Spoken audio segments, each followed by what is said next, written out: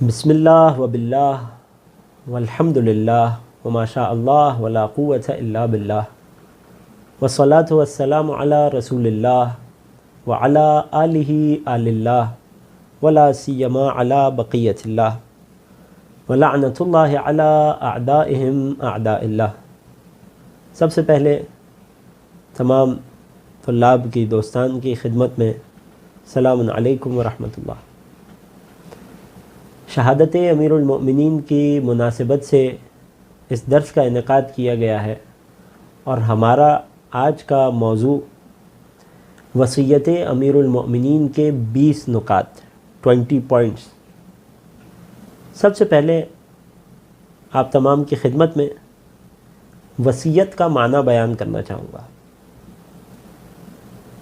عمومی طور پر یہ لفظ عربی زبان کا لفظ ہے، اور ہر کہی گئی اچھی بات کو لغت عربی میں وصیت کہا جاتا ہے، یعنی ہر وہ بات جسے ہم اردو زبان میں نصیحت کہتے ہیں، ان تمام باتوں کے لیے بنیادی طور پر عربی زبان میں کلمہ وصیت استعمال ہوتا ہے۔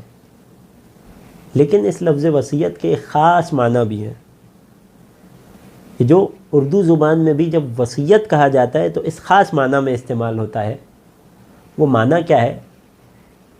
وہ بات کہ جو کوئی شخص، کوئی انسان اپنی موت سے، اپنے دنیا سے رخصت ہونے سے پہلے کرے، اس بات کو خصوصی طور پر وصیت کہا جاتا ہے، جسے انگلش میں ول کہا جاتا ہے۔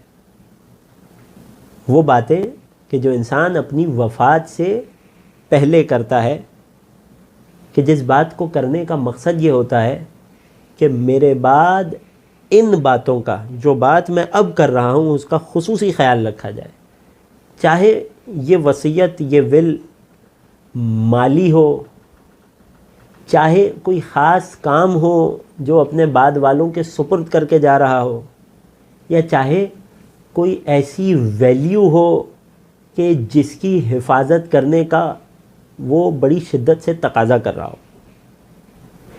کوئی بھی ایسی بات جو انسان اپنی وفات سے پہلے کہے، اسے وصیت کہا جاتا ہے اس خصوصی معنی میں۔ اور وصیت کا یہ معنی اردو زبان میں بھی کامن ہے، اور اردو زبان میں جب لفظ وصیت استعمال کیا جاتا ہے تو یہی والا خاص معنی مراد ہوتی ہے، وہ بات کہ جو کسی نے اپنی وفات سے پہلے بیان کی۔ یہاں یہ بات واضح ہو گئی۔ ایک دوسرا پوائنٹ کہ جسے مقدمتاً ذکر کرنا چاہوں گا، کہ جس کے بعد ہم وصیت امیر المومنین کی جانب نگاہ کریں گے اور دیکھیں گے مولا نے کیا فرمایا، کہ جب یہ بات واضح ہو گئی، پہلا پوائنٹ واضح ہو گیا کہ وصیت وہ بات کہ جو کوئی شخص اپنی زندگی کے آخری حصے میں کرے، اپنی رحلت سے پہلے کرے، وفات سے پہلے کرے، تو اس بات سے، اس جملے سے خود اس بات کی اہمیت اور امپورٹنس کا بھی اندازہ ہو جاتا ہے کہ جو بات کرنے والے نے انجام دی۔ کیونکہ عام طور پہ انسان کا یہ طریقہ ہوتا ہے کہ اپنی زندگی میں جو باتیں وہ کر رہا ہوتا ہے، عام طور پر بہت زیادہ غور کر کے انسان بات نہیں کرتا، بہت زیادہ سوچ کر گفتگو نہیں کرتا۔ لیکن اگر کسی شخص کو یہ خبر ہو، اسے یہ احساس ہو جائے، یہ علم ہو جائے کہ اب یہ میرا آخری وقت ہے اس دنیا میں، اپنے چاہنے والوں، رشتہ داروں کے ساتھ، اپنے خاندان کے ساتھ، دوستان کے ساتھ، یہ میرا چند آخری لمحے ہیں، اس کے بعد روز قیامت تک کی جدائی ہے مثلا، اب انسان ایک ایک بات سوچ سمجھ کر، غور و فکر کر کے کہے گا، اور جو سب سے زیادہ ضروری بات ہوگی فقط وہی کرے گا، کیونکہ اسے یہ علم ہے کہ یہ آخری بات ہے اور اب اسے رخصت ہو جانا ہے، چلے جانا ہے۔ یہ دوسرا پوائنٹ بھی واضح ہو گیا۔ تیسرے پوائنٹ میں اب غور کیجئے کہ ایک بار کلام کرنے والا شخص کوئی عام شخص، کوئی معمولی شخص نہ ہو، بلکہ کون ہو؟ وہ امام معصوم ہو کہ جس کا ہر کلام ہی تمام کلاموں کا امام ہوا کرتا ہے، جس کی کسی بات کا ایک حرف بھی، ایک لیٹر بھی لغو اور زیادہ یا بے معنی نہیں ہوتا، جس کی زندگی کی میں کی گئی پہلی بات کی بھی اتنی ہی زیادہ اہمیت ہے جتنی آخری بات کی ہے. وہ امام معصوم زندگی کے کسی بھی حصے میں کوئی بات بیان فرمائے, کوئی گفتگو کرے, تو اس گفتگو کی بہت زیادہ اہمیت ہوگی کسی عام انسان کی کسی بات کے مقابلے میں. لیکن اب غور کریں, وہی امام معصوم کہ جو امیر المؤمنین ہو, کہ رسول اللہ کے بعد جس کے کاندھوں پر دین کی حفاظت کی ذمہ داری ہو, کہ جو خلیفۃ اللہ خلیفۃ رسول اللہ ہو, وہ امام معصوم جس کا ہر ایک کلمہ اتنا قیمتی ہو,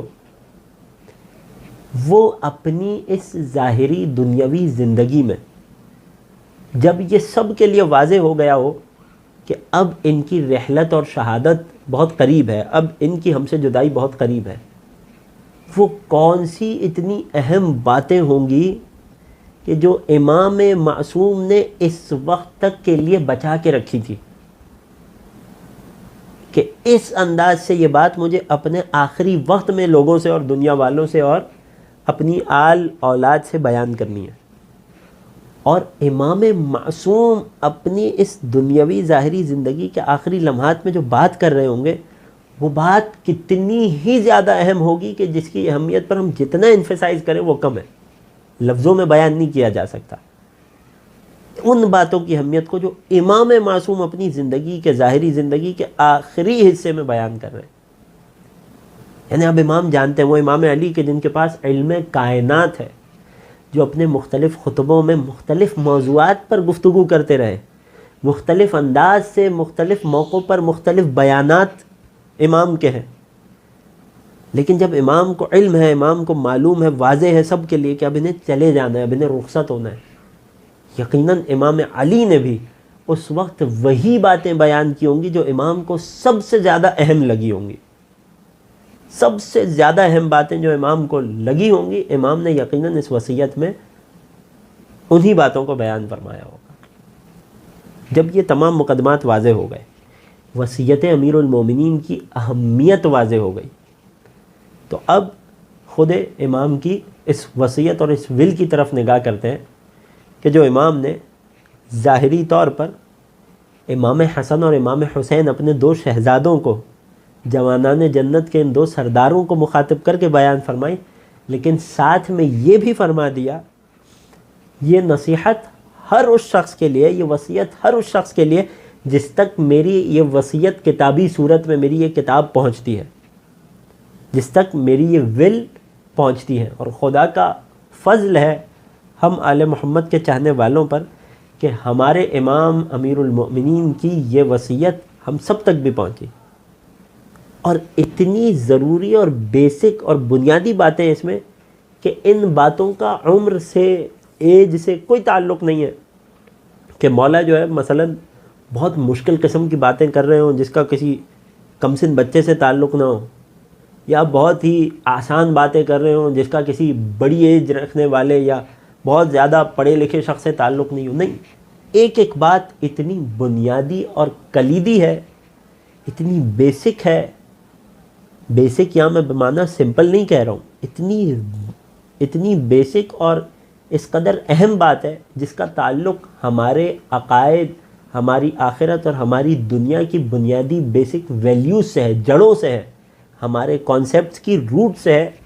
یہ بات سب کے لیے اتنی ہی زیادہ ویلڈ ہے, چاہے انسان جس بھی طبقے یا عمر کے جس بھی حصے سے تعلق رکھتا ہو.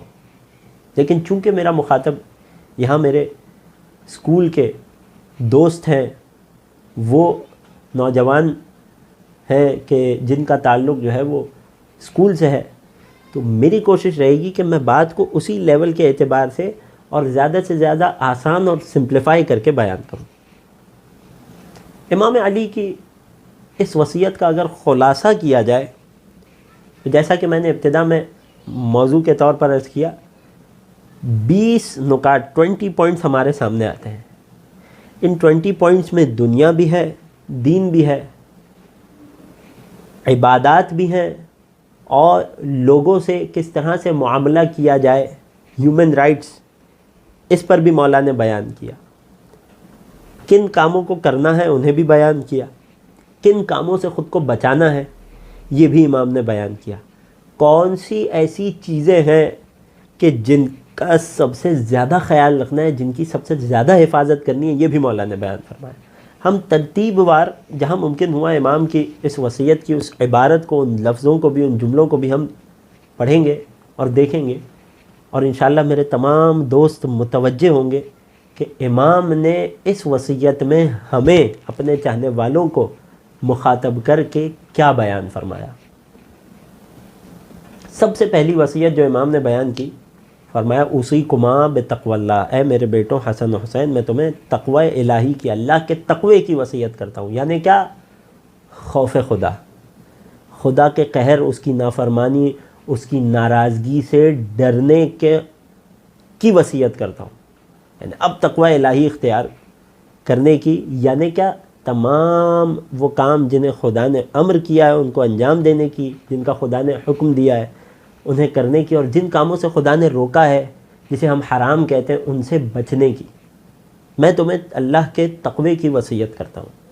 یہ بات ذہن میں رہے، اس وصیت کا ایک ایک جملہ ایسا ہے کہ جس پر طویل شرح بیان کی جا سکتی ہے، جسے بہت لمبی گفتگو میں بیان کیا جا سکتا ہے، اس کے ایک ایک لفظ کے معانی پر بحث ہو سکتی ہے، ڈسکشن ہو سکتی ہے، لیکن ہم اس پوری وصیت کی ایک سمری اپنے نوجوان دوستوں کی خدمت پہ پیش کر رہے ہیں تاکہ ہم اس وصیت سے زیادہ فائدہ حاصل کر سکیں اور زیادہ سے زیادہ اپنی پریکٹیکل لائف کا اسے حصہ بنا سکیں۔ سب سے پہلا پوائنٹ، میں تمہیں اللہ کے تقوی کی وصیت کرتا ہوں۔ اس کا مطلب کیا ہے کہ مولا کی نظر میں سب سے امپورٹنٹ بات یہ ہے کہ ایک انسان اس کے دل میں خدا کا تقوی ہو، خوف خدا رکھتا ہو، متقی ہو۔ پھر مولا نے ایک اور جملہ دنیاوی محبت کے اعتبار سے بیان فرمایا، دوسرا پوائنٹ، وَأَلَّا تَبْغَيَ الدُّنْيَا وَإِنْ بَغَتْكُمْ۔ آپ یہ بڑا عجیب نقطہ ہے، ایسے جتنا واضح کیا جائے، جتنا بیان کیا جائے کم ہے، میں فقط خلاصہ بیان کروں گا۔ اے میرے بیٹوں حسن و حسین، میں تمہیں وصیت کر رہا ہوں کہ دنیا چاہے تمہاری طرف لپک ہی آئے، تم کبھی دنیا کی طرف نہیں لپکنا۔ کیا مطلب؟ آیا کہ دنیاوی اعتبار سے جتنے کام کاج ہیں ان کو چھوڑ دیا جائے؟ کیا پہاڑوں میں جا کر رہنا شروع کر دیا جائے؟ نہیں، ہرگز نہیں۔ مراد کیا ہے میرے مولا کی؟ کہ چاہے تمہیں دنیا حاصل ہو بھی رہی ہو، دنیا تمہاری جانب متوجہ ہو بھی جائے، یعنی مال و دولت تمہارے پاس آ رہا ہو، تمہارے کام کے نتیجے میں شہرت مثلا تمہارے پاس آ رہی ہو، یا کوئی عہدہ یا منصب بھی تمہارے پاس آ جائے، لیکن تمہیں ان چیزوں کی محبت اور رغبت اپنے دل میں نہیں بسانی ہے۔ اگر اس جملے کا بہت ہی خلاصہ کر کے بیان کیا جائے تو یہ مراد ہے کہ اگر کبھی تم بہت زیادہ مالدار بھی ہو جاؤ تو اس مال کی محبت تمہارے دل میں نہیں ہونی چاہیے۔ گویا تمہیں کیسا ہونا چاہیے کہ آج اگر میں کروڑوں کا مالک ہوں اور کل بالفرض یہ کروڑوں مجھ سے چھن جائیں تو یہ 2 دن میرے لیے برابر ہونے چاہیے۔ یہ امیر المومنین کی وصیت کے مطابق، یعنی میرے دل میں نہ اس کے آتے وقت اس کی خوشی تھی، دنیا کے آتے وقت، اور نہ اس کے جانے کے بعد اس کا غم ہونا چاہیے۔ اس مطلب کو قرآن کی آیت میں بھی بیان کیا گیا، لِكَيْ لَا تَأْسَوْا عَلَىٰ مَا فَاتَكُمْ وَلَا تَفْرَحُوا بِمَا آتَاكُمْ، کہ یہ حقیقت میں زہد اور دنیا سے بے رغبتی ہے۔ یہ نہیں ہے کہ تم سب کچھ چھوڑ دو، ہر چیز سے خود کو کٹ آف کر لو، نہیں، اس دنیا میں رہنا ہے۔ زہد کیا ہے؟ جو امام امیر المومنین ازہد الزاہدین، دنیا کا سب سے بڑا زاہد انسان ہمیں بتا رہا ہے، جو تمہیں ملے عطا ہو اس پر خوشی نہ ہو دل میں، اور جو تم سے چلا جائے، محروم کر دیے جاؤ، اس پر دل میں غم نہ ہو، افسوس نہ ہو، تکلیف نہ ہو۔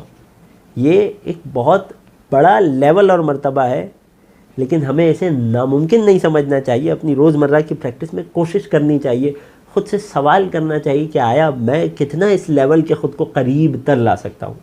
بہرحال یہ تھا دوسرا پوائنٹ، دنیا چاہے تمہاری طرف لب کے تم سے لپٹ جائے، لیکن تمہیں دنیا سے رغبت نہیں کرنی۔ تیسرا پوائنٹ جو اسی سے ریلیٹڈ ہے، وَلَا تَأْسَفَ عَلَىٰ شَيْءٍ زُوِّيَ عَنْكُمَا، کہ اس دنیا میں اگر کوئی چیز تم تک نہ پہنچے، تم اس سے محروم کر دیے جاؤ، غم نہ کرنا، افسوس نہیں کرنا۔ یہ ریلیٹڈ ہے پوری طرح اس پہلے پوائنٹ سے، اور اسی کی تفسیر میں، اسی کی شرح میں شامل کر دی ہم نے یہ بات۔ اگلا پوائنٹ فرمایا وقولا بالحق، جب بھی بات کرنا تو حق کی بات کرنا، سچی، صاف ستھری، سیدھی اور صحیح بات کرنا۔ اب حق کے معنی کی اگر تفصیل کرنے ہم بیٹھیں تو یہ پورا پھر عرض کر رہا ہوں مستقل موضوع ہے، خلاصہ بیان کروں، جب بات کرنا تو صحیح بات کرنا، نہ غلط بات کرنا، نہ جھوٹ بات کرنا، نہ گول مول بات کرنا، بات کرنا تو سیدھی، صحیح اور صاف ستھری کرنا، حق کی بات کرنا۔ وَعْمَلَا لِلْأَجْرِ، اگلا پوائنٹ، جب عمل کرنا ہے میرے بیٹوں حسن و حسین، جب عمل کرنا تو فقط اجر آخرت کے لیے کرنا، کام کرنا تو آخرت کے اجر کے لیے کرنا۔ یہ دنیا خود بخود تمہارے پیچھے آتی جائے گی، اس کی کوئی حیثیت نہیں ہے، یہ اس قابل نہیں ہے کہ میں اپنا سب کچھ چھوڑ کے اس کی محبت میں کام کروں، نہیں۔ وَعْمَلَا لِلْأَجْرِ، یعنی حتیٰ تم بزنس بھی کرو، جاب بھی کرو، کچھ بھی کرو، پڑھائی بھی کرو تو اجر آخرت کے لیے کرنا، کہ اس کے ذریعے سے میں اپنے اور اپنے مومن بھائیوں اور اپنے دین کے لیے فائدہ مند بنوں گا۔ بس یہ نیت کی تبدیلی ہوتی ہے کہ انسان کا کام آیا دنیا کے لیے ہے یا آخرت کے اجر کے لیے۔ وَعْمَلَا لِلْأَجْرِ، کام کرنا تو اجر آخرت کے لیے کرنا۔ پھر مولا نے بیان فرمایا وَكُونَا لِلظَّالِمِ خَصْمًا وَلِلْمَظْلُومِ عَوْنًا، جب کوئی کسی کو اپریس کر رہا ہو تو کبھی بھی اس اپریسر کے، ظلم کرنے والے کے، سختی کرنے والے کے ساتھ نہیں ہونا، تمہیں اس کا مخالف ہونا چاہیے۔ اب آیا کیا مطلب ہے، کس حد تک جا کے مخالفت کی جائے؟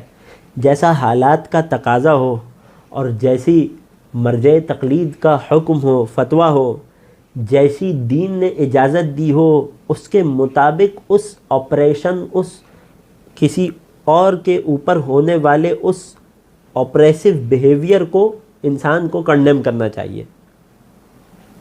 بعض اوقات اگر انسان کسی ایک انسان کو دوسرے کو مارتے ہوئے، زد و کوب کرتے ہوئے، تنگ کرتے ہوئے دیکھے اور اس کی وسعت میں ہے کہ جا کر اس کو روک سکتا ہے تو اس کی ذمہ داری ہے اسے روکے۔ بعض اوقات معاملہ اس قدر بڑے لیول پر ہے یا دین کا حکم یہ ہے کہ یہاں پر صبر کیا جائے، تحمل کیا جائے، تو بھی انسان کی یہ حالت نہیں ہونی چاہیے کہ اصلاً مجھے کوئی فرق نہ پڑے کہ فلاں جگہ پر فلاں پر کوئی ظلم ہوا، میں کہا ٹھیک ہے ہو گیا، میں کیا کروں، نہیں، میرے دل میں اس ظلم کے خلاف نفرت ہونی چاہیے، ظالم کے اس کام کے، اس فعل کے خلاف نفرت ہونی چاہیے۔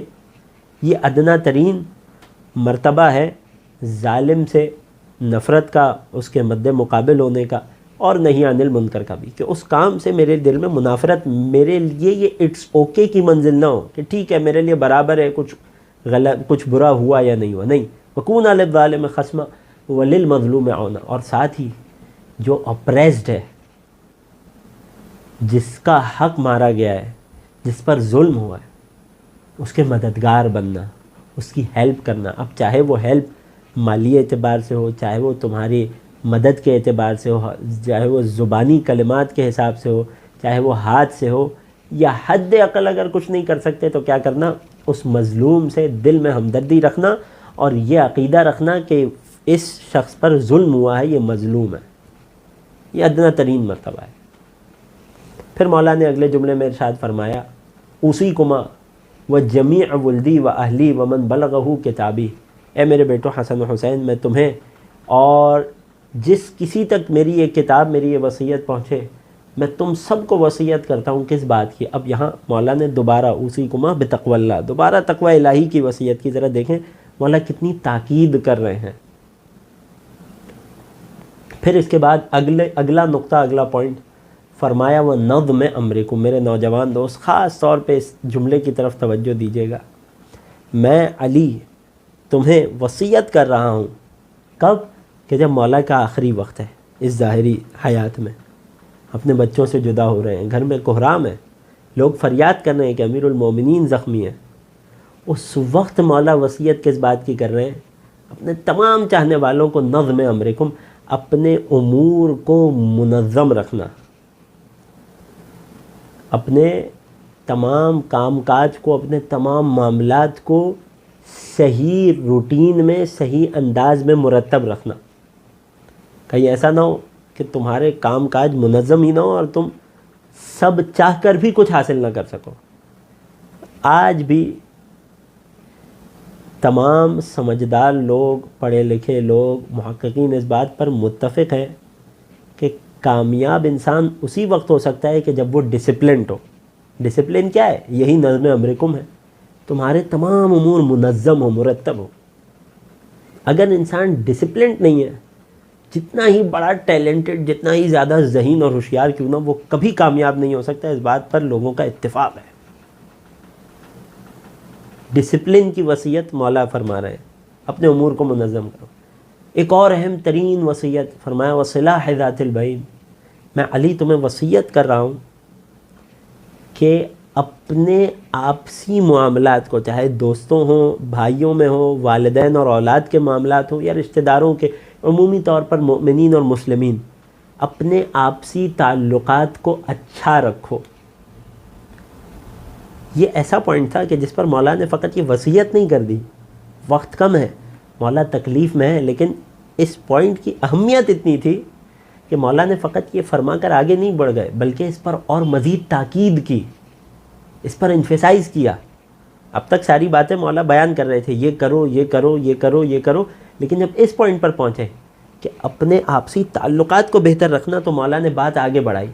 فرمایا کہ یہ آپسی تعلقات کو بہتر رکھنا اتنا امپورٹنٹ ہے کہ اے حسن و حسین، میں نے تمہارے نانا رسول اللہ صلی اللہ علیہ وآلہ وسلم سے اس بات کو سنا کہ صلاح ذات البین افضل من عامت الصلاۃ والصیام، کہ اپنے آپسی تعلقات کو بہتر رکھنا، اپنے آپسی تعلق کو مضبوط اور اچھا رکھنا، پازیٹیو رکھنا، یہ نافلہ اور مستحب نمازوں اور روزوں سے زیادہ بہتر ہے۔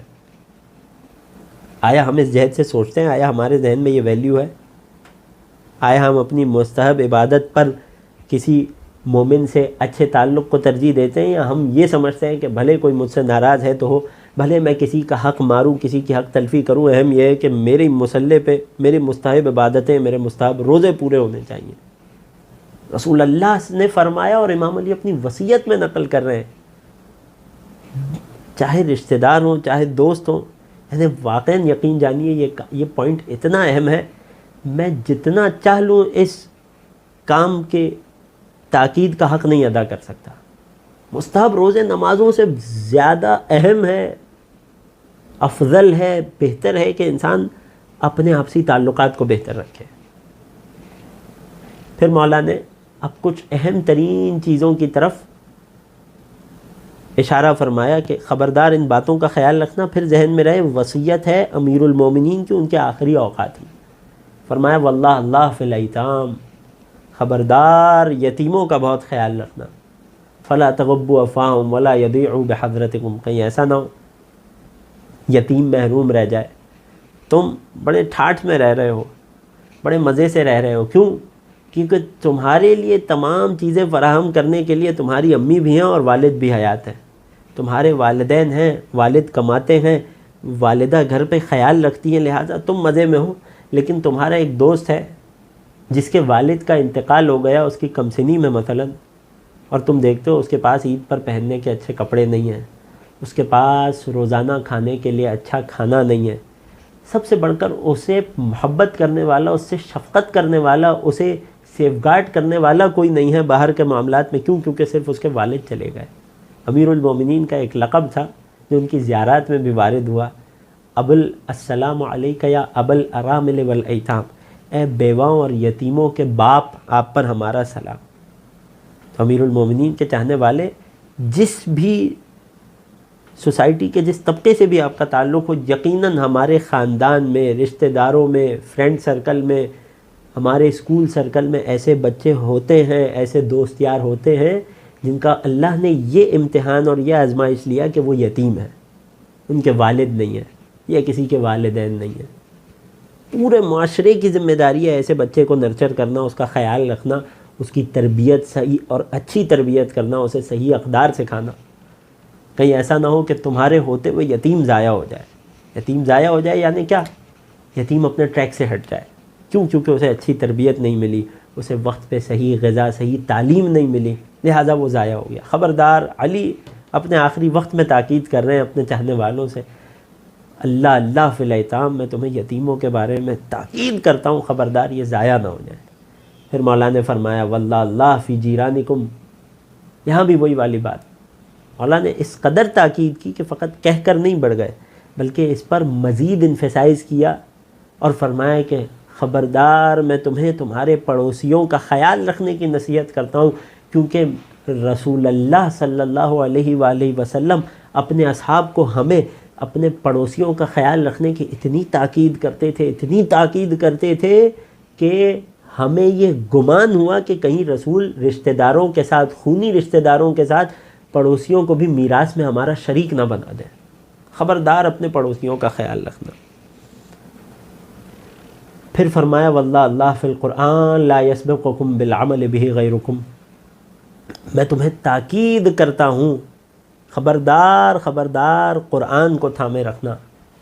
اب یہاں مولا نے ایک بڑی لطیف بات کی، کہیں ایسا نہ ہو اے علی کے چاہنے والوں، اے علی کو اپنا مولا اور امیر المومنین ماننے والوں، کہیں ایسا نہ ہو کہ قرآن پر عمل کرنے میں غیر تم سے آگے بڑھ جائے۔ توجہ کیجئے گا، یہاں بڑی ایک لطیف بات ہے کہ مولا علی نے یہ بات ہی نہیں کی کہ قرآن کی تلاوت میں یا قرآن کی فہم اور اس کی سمجھ بوجھ میں، یہ نہیں فرمایا قرآن کی تلاوت میں کوئی تم سے آگے بڑھ جائے یا قرآن کے معانی کو سمجھنے میں، قرآن کے میننگز کو، اس کی آیتوں کو فہم کرنے میں، سمجھنے میں کوئی تم سے آگے بڑھ جائے، نہیں، اس سے اگلی اور تیسرے لیول کی بات کی، خبردار قرآن پر عمل کرنے میں بھی کوئی تم سے آگے نہ بڑھ جائے۔ تو یہ تو طے ہے کہ قرآن کی تلاوت ہو یا قرآن کے مطالب کو، میننگز کو، معانی کو سمجھنا ہو، یقیناً علی کا چاہنے والا ان میں سب سے آگے ہونا چاہیے۔ بات اس سے بڑھ کے ہے، مولا تیسرے لیول کی تاکید کریں، خبردار عمل میں بھی کوئی تم سے آگے نہ بڑھ جائے۔ غور کیا ہو تو انشاءاللہ یہ مطلب واضح ہوگا۔ پھر فرمایا واللہ اللہ فی الصلاۃ فإنہا عمود دینکم، خاص طور سے یہ نصیحت مولا کی میرے لیے اور میرے سارے نوجوان دوستوں، سارے ینگسٹرز کے لیے، خبردار نماز کا خیال رکھنا، کیونکہ یہ تمہارے دین کا ستون اور پلر ہے۔ اگر اس میں کچھ کمزوری رہ گئی تو سمجھو تمہارے دین میں کمزوری ہے۔ کوئی یہ گمان نہ کرے کہ میں نماز کو امپورٹنس نہیں دوں گا مگر میں بڑا دیندار رہوں گا۔ مولا نے فیصلہ کر دیا ہے اور کثرت سے روایات ہیں کہ نماز دین کا پلر ہے، ستون ہے۔ اگر یہ مضبوط نہیں ہے تو پورے دین میں انسان کو شک کرنا چاہیے اپنے۔ فإنہا عمود دینکم، خبردار خانہ خدا، خانہ کعبہ کا خیال کرنا کہ ایسا نہ ہو کہ تم زندہ ہو مگر خانہ خدا خالی ہو، کیونکہ اگر ایسا ہوا تو پھر تم پر نظر رحمت نہیں کی جائے گی۔ پھر مولا نے فرمایا واللہ اللہ فی الجہاد باموالکم وانفسکم والسنتکم فی سبیل اللہ، خبردار اللہ کی راہ میں جہاد، یعنی کوشش کرتے رہو اپنی جان سے، اپنے مال سے اور اپنی زبان سے۔ یہاں جہاد سے مراد فقط اس اصطلاحی معنی کو، اس ٹرمینالوجی کو نہ لیا جائے کہ جو تلوار لے کر دشمن پر حملہ کرنا ہوتا ہے، نہیں، جہاد عمومی معنی، کوشش اللہ کے دین کی خاطر، اللہ کی راہ میں خبردار ہمیشہ کوشش کرتے رہنا، چاہے اپنی جان سے، یعنی کیا، دین کے کسی کام میں اپنا ٹائم لگا کر، دین کے کام کو ٹائم اور امپورٹنس دے کر، چاہے اپنے مال سے، اس کے لیے کچھ پیسہ خرچ کر کے، کچھ مال خرچ کر کے، اور کچھ نہ کر سکو تو اپنی زبان سے۔ اس کا یہ مطلب نہیں ہے کہ خود عمل نہیں کرنا، دوسروں کو دین کی نصیحت کرتے رہنا، نہیں، اپنی زبان سے دین کے پرچار اور دین کے کاموں کے بہتر طریقے سے ہونے کی کوشش کرتے رہنا، یہ جہاد ہے اللہ کی راہ میں۔ پھر مولا نے دوبارہ ایک اور بہت اہم پوائنٹ پر اشارہ کیا، جس کی طرف مولا پہلے بھی وصیت میں بیان کر چکے، لیکن پوائنٹ اتنا اہم ہے کہ مولا نے دوبارہ اس کی تکرار کی۔ فرمایا وَعَلَيْكُمْ بِالتَّوَاصُلِ وَالتَّبَادُلِ، بڑی ہی لطیف عبارت مولا کی، فرماتے ہیں تم پر لازم ہے کہ ایک دوسرے سے تعلق قائم کرو، ایک دوسرے سے میل ملاقات کرو، فقط اتنا نہیں، وَالتَّبَادُلِ، تم پر لازم ہے ایک دوسرے پر خرچہ کرو، ایک دوسرے پر خرچ کرو، کنجوسی اور بخل نہ کرو دوسرے رشتہ دار یا دوسرے مومن بھائی پر خرچ کرنے میں۔ تم پر لازم ہے، علیکم، تم پر لازم ہے کہ تم ایک دوسرے سے میل ملاپ اور ملاقاتیں کرو اور ایک دوسرے پر خرچ کرو۔ علی کو مومنین کا، رشتہ داروں کا، خاندان والوں کا آپس میں میل جھول رکھنا اور ایک دوسرے پر مال خرچ کرنا، یہ مولا کائنات کو پسند تھا۔ پھر فرمایا وَإِيَّاكُمْ وَالتَّبَادُرَ وَالتَّقَاطُعَ، بات واضح تھی مگر اتنی اہم تھی کہ بیان فرمائی، اور خبردار تمہیں بچنا ہے کس سے؟ ایک دوسرے سے تعلق نہ رکھنے سے، منہ موڑ لینے سے، تدابر کرنے سے، ایک دوسرے کی طرف پیٹھ موڑ لینے سے، والتقاطع، اور ایک دوسرے سے قطع تعلق کرنے سے۔ خبردار ان دونوں چیزوں سے تمہیں بچنا ہے۔ لا تترکوا الامر بالمعروف والنہی عن المنکر، خبردار امر بالمعروف، اچھائی کے امر کو، پرچار کو، اور برائی سے، گناہ سے، برے کام سے روکنے سے خود کو نہ روکنا، امر بالمعروف اور نہی عن المنکر کو نہ چھوڑنا، جو ادنا ترین مرحلے میں واجبات میں سے ہے۔ خبردار ان دونوں کو نہ چھوڑنا۔ مولا نے یہاں تک بات نہیں روکی، بتایا کچھ ایسے اہم کام تھے کہ جن کا مولا نے ریئیکشن بھی بتایا، اگر تم یہ نہیں کرو گے تو کیا حاصل ہوگا، تو کیا بلا اور کیا مصیبت میں تم گرفتار ہو جاؤ گے۔ اور یقیناً میرے دوست دیکھیں گے کہ کتنی واضح باتیں ہم اپنے معاشرے میں اس کا احساس کر سکتے ہیں۔ فرمایا کہ اگر تم نے امر بالمعروف اور نہی عن المنکر چھوڑ دیا، اگر تم اس رویے کو اختیار کر گئے کہ ہمیں کیا ہے، مجھے کیا ہے، کیا فرق پڑتا ہے، میرا اس سے کیا لگے، میرا اس سے کیا تعلق، میری ذاتی زندگی میں اس سے کیا فرق آیا، تو ہوگا کیا؟ فَيُوَلَّى عَلَيْكُمْ شِرَارُكُمْ، کہ ایک نقصان تو یہ ہوگا کہ تم میں جو بدترین لوگ ہوں گے وہ تم پر حاکم بنا دیے جائیں گے، اور ایک اور نقصان یہ ہوگا ثُمَّ تَدْعُونَ فَلَا يُسْتَجَابُ لَكُمْ، پھر تم اگر دعا بھی کرو گے نا ان سے چھٹکارے کی تو تمہاری دعا بھی قبول نہیں ہوگی، تمہاری بات بھی نہیں سنی جائے گی۔ کیوں؟ کیونکہ تم نے امر بالمعروف اور نہی عن المنکر کو چھوڑ دیا ہے۔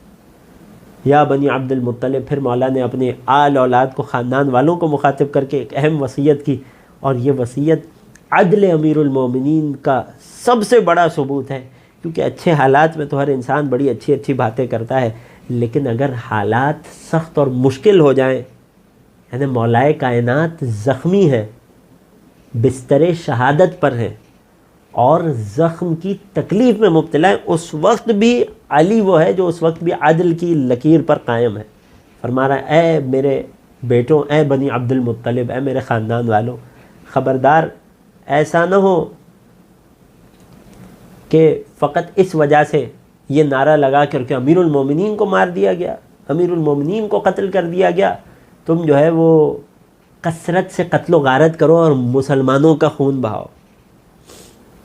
یہ دنیا کا دستور ہے کہ جب کسی بڑے لیڈر کی اسیسینیشن ہوتا ہے تو اس کے ماننے والے، اس کے چاہنے والے لوگ کیا کرتے ہیں، اگر انہیں موقع ملے تو آؤٹریج ہو جاتے ہیں، بے پناہ ظلم کرتے ہیں۔ یعنی ہمارے سامنے دور اور قریب کی ہسٹری میں ہمارے پاس اس کی بڑی بڑی مثالیں، اور یقیناً آپ لوگوں کے ذہنوں میں بھی آ گئی ہوں گی کہ جب ایک بڑا لیڈر کے، جو لوگوں کی نگاہ میں بڑا لیڈر تھا، مقبول لیڈر تھا، اسیسینیشن ہوا تو کیا ہوا، اس کے نام پہ لوگوں کو بے گناہ مارا گیا، لوگوں کو لوٹا گیا، لوگوں کو ان کے مال و زر سے محروم کیا گیا، عوام کی، لوگوں کی املاک کو نقصان پہنچایا گیا، جھلاؤ گھراؤ کیا گیا، حالات بے قابو کیے گئے۔ کیوں؟